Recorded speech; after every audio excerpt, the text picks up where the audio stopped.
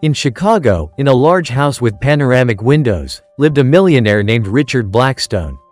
His 6-year-old daughter, Sophie, had been left in a wheelchair after a severe accident and had almost stopped showing any emotions. She would sit by the window for hours, staring outside, unresponsive to her father's words or toys. One evening, Richard came down the stairs and witnessed a strange scene. In the spacious hall, his driver, Mark Silva, was holding the girl's hands and slowly spinning her in her chair, as if they were dancing to barely audible music. Mark's face was focused and warm, while Sophie laughed, something she hadn't done in so long.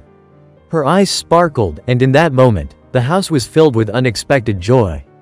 Richard fired Mark without listening to his explanations, and the mansion fell back into silence. The next day, Sophie stopped speaking, and a few days later, she refused to eat.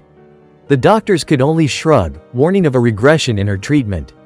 Richard's assistant, James, conducted a background check and discovered that Mark was not just a driver but a former professor of medicine from Paris, a specialist in neurorehabilitation who had once treated Richard's wife.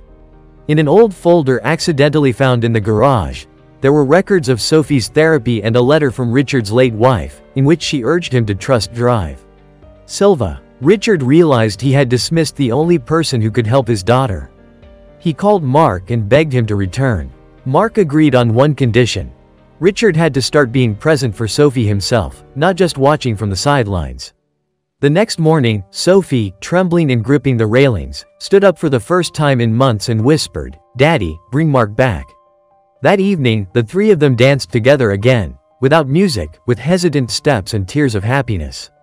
Laughter returned to the house, and life returned to Sophie's eyes.